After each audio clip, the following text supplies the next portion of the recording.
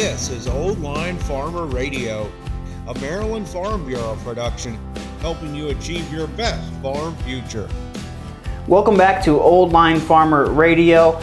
Monday was the end of the Maryland General Assembly for 2026, sine die, and we have the man, the myth, the legend, the Director of Government Relations, the man that's so well versed in policy, Tyler Hough, to go over it.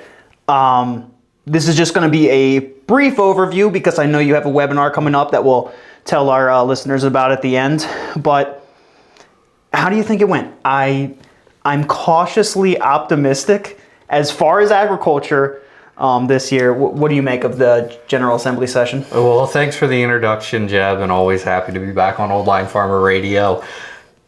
Cautiously optimistic is the right word, because when we go back and we review what happened this year during the legislative session, we came out really well. It was one of the better sessions in recent memory. We were able to either defeat or amend our opposition out of all the bad bills and the bills we were worried about. It came down to the 11th hour on sine die, but things happened in a positive manner for the members of Maryland Farm Bureau, and this was probably the most supportive bills that we've gotten passed in my tenure and in recent memory. So an exciting time for agriculture and a really good session for the members of the Maryland Farm Bureau. And that's where you want to be. You would like to have more supportive. It doesn't always work out that way, but exactly. Fortunately for us. I'm a lot less gray after this session than I have been in the past too.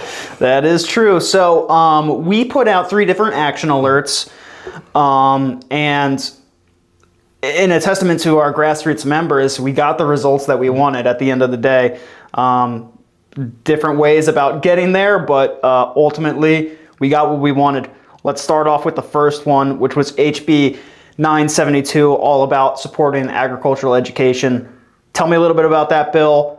I know it got fairly amended, but eventually it passed in both chambers. How did that happen? Yeah, so HB 972, in the end, it was amended to be the Charlie Otto Fair Funding Promise Fair and Education Funding Promise Act, which is an honor to have a bill about ag education funding and supporting the next generation be named after the delegate who was former Maryland Farm Bureau employee and cared deeply not only about agriculture but about the youth and about ag education. So It is phenomenal to have that bill named after him. So it was a repeat of the bill from last year that Delegate Pippy brought forward. This year, Delegate April Miller was the primary sponsor on it. The original change added the Maryland FFA to the organizations on the original bill, which included the Maryland Ag Fair Board, Maryland Ag Education Foundation, Maryland State Fair, and then Maryland FFA. And the goal was to help pull these organizations out of the horse racing special fund, which has been shorted the past couple years, to help guarantee some more funding for them and fund them under the education portion of lottery. Well, as happened last year, the lottery had some concerns with the bill, so things were sent into adapt and adjust mode, and their focus got placed on agriculture education. So Maryland Ag Education Foundation and Maryland FFA are going to receive $100,000 each through an appropriation in the governor's budget from here moving on forward. So an awesome win for agricultural education, an awesome win for our next generation of youth and our next generation of leaders. And I was really excited to see the grassroots push that came through on that bill to help push that one through committee and get it across the finish line. Yeah, just a huge bipartisan win, passed overwhelmingly in both chambers, and our members always stress that ag education is one of their top priorities, so to finally have some funding to put back to that, that's awesome. We had a lot of discussion. I know there was a lot of bills about hunting. I know you'll go into that a little bit more during the webinar, but we put out the action alert about a lead ammunition ban that was proposed. I know that it made some progress in both chambers, but ultimately it did not end up passing for final passage. What happened? Yeah, this was the 11th hour bill. The bill ultimately put in a scenario to phase out lead ammunition. And the proponents had multiple different reasons for it: concern about the environment, the water quality, and ingesting wild game that had been harvested using lead ammunition, and the concerns of lead and the poisoning that can cause. And this is the repeat of this bill. It's been the third or fourth year that we've seen this bill. So one that's been coming back year after year. It kind of moved unexpectedly in the House on us. It all of a sudden kind of grew some legs and started going through the House, which is when we determined the idea of the action alert, and moved through that House with some minor amendments, changes to a couple things, but nothing that overly modified the intent of the bill.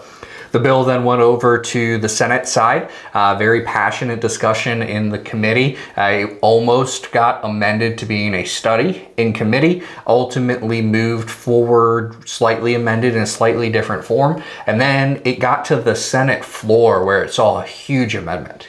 So Senator Jack Bailey from Southern Maryland was able to get a friendly amendment adopted that ultimately changed the bill from a lead ammunition phase out to a bill that would prohibit the donation of venison to a nonprofit that had been harvested with lead ammunition. So completely changed the intent of the bill, changed it completely from what the House passed.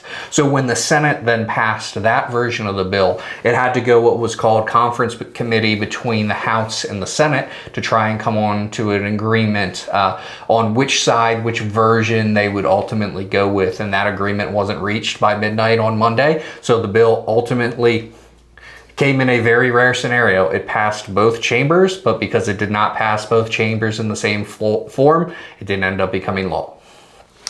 Cool. And then let's go way back to when the general session first started, but HB 91 surrounding neonics in Maryland. Tell me about that, because we essentially that died pretty early on. Yeah, that one died early on. So HB 91 was the neonic ban this year. So the big pesticide bill we saw this session.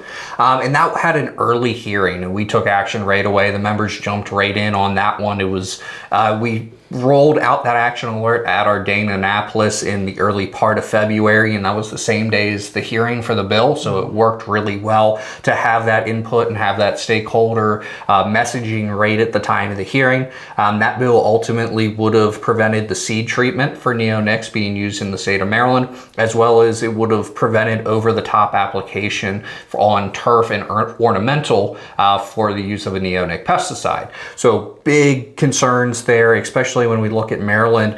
Pretty much all the seed that's used in Maryland for corn and soybean is treated with neonic, and it offers great benefits to get that seed out of the ground. It limits your having to go over and replant. It allows things such as no-till to be so effective, and really is a benefit with a minor harm, because it stays in the plant and doesn't really get up because it isn't mature, it isn't pollinating. So it limits the concern as well. So had a really eventful hearing for that one, and ultimately that was kind of the last we heard of it. Great messaging from the membership and from the action alert, some conversations behind the scene, and that one ended up sitting still and never even getting to vote in committee. So another big win for the membership.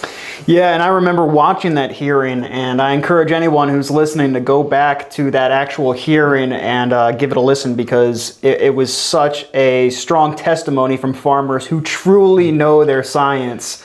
You know, it's a lot of misconceptions about agriculture, but I mean, the folks that were there, I mean, they were able to explain the science and why these things are important, and I really think that went a long way in preventing this from going forward. Definitely.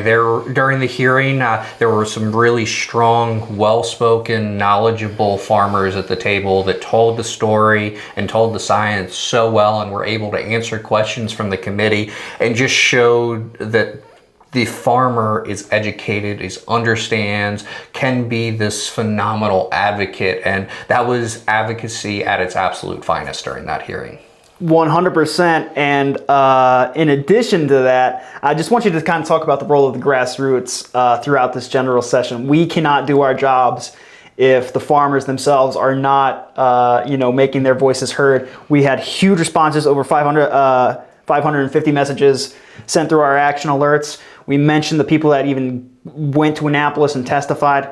Just Tell us about that. Yeah, the action alerts were phenomenal this year, and 550 messages. I think that might be the most that we've had in the 3 years. Last year was most, but that was a fluke. Last year was the most. Well, there was one bill in particular Right. that drew a lot of attention, but a lot of messaging, a lot of outreach. Telling that story is the most impactful thing that our grassroots members can do. I'm down there, they get used to seeing me, they get used to hearing me, they know how to get a hold of me. We have our conversations, same with our other partner advocates down there that we work really closely alongside.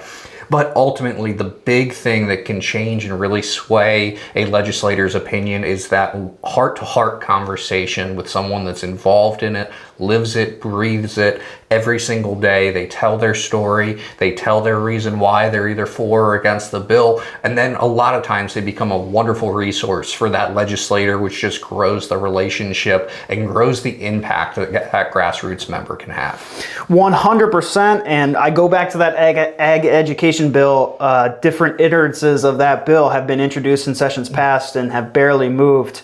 This year, with the gusto, we have the FFA kids going there. We have that action alert. Our legislators heard from us, and it's passed, and it's likely going to be signed into law. Exactly, and it's a huge win, and it just shows the power, and you don't have to be a full-time farmer to start. You said there was a phenomenal FFA presence from a county chapter to state board to state officers, as well as teachers and educators and individuals involved in ag education from all scopes. And that message was heard loud and clear and told in a really well way. Well said. We're wrapping up here shortly. You hinted at this in one of your prior answers, but making your voices heard and creating those relationships with your legislators. We are out of session, but the work still does not stop. What would you say to our farmers or our legislatively minded members that in these next 9 months, what should they be doing? This next 9 months is a huge opportunity. We're coming up on an election cycle. There's going to be an opportunity. The counties are currently making recommendations. The state PAC committee will ultimately make decisions on endorsement. So that opens another window and another opportunity for touch points. These legislators are going to be more out in the community, more out at events. I stress, any chance a member gets, just go up, introduce yourself. It doesn't have to be long. Make sure they understand who you are, what you're involved in, and then number one, offer to be a resource for that legislator, because that will go such a long way in not only making sure your voice is heard, but relationship building. And those relationships are really how things get done in Annapolis. So important. So Tyler, we could sit here all day and talk about legislation, but we're a little bit limited. Tell us a little bit about your webinar that's happening next week, or maybe the week after that, depending on when this episode comes out. But tell them a little bit about your webinar. You're going to go more in depth about some of the policy, and people will have the chance to ask questions. Yep, so April 26th at 7 p.m. is going to be our legislative wrap-up webinar. We'll coincide it with the final hotline coming out and have them come out around similar time. So the membership has a full opportunity to dive in what happened. There's a long list of bills, and as I was joking with you before we came on, I could talk about this for an hour plus, but we don't quite have that full window. Right. But that's where the webinar really fits in. A great opportunity. I'll give a rundown along with our partners over at R&R to break down what happened in the legislative cycle this year, what happened to some of the bills that passed, what happened to some of the bills that didn't pass, maybe a little bit of what can we expect for the future, and then an opportunity for the membership to ask questions and really dig into some of the things they're interested in. And this is one of the benefits about being a Maryland Farm Bureau member. You have our ears. You can join these webinars and learn more about the policy that's affecting you and your farm. If you haven't already, make sure that you sign up for Tyler's webinar at our website at marylandfb.org, and of course become a member. That's the only way that you're going to be able to attend this webinar. Tyler, I just want to thank you so much for your hard work in Annapolis. I know you had many restless nights, especially that last weekend was nuts. I was watching that on the live stream.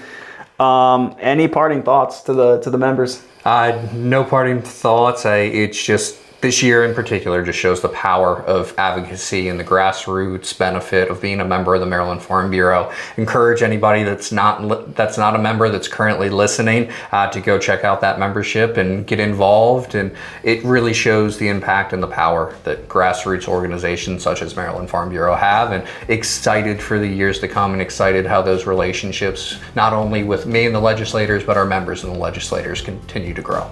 Very well said. Thank you for all your hard work in Annapolis. Thank you so much for Awesome. joining us Thanks on for having me, Old Jim. Line Farmer Radio.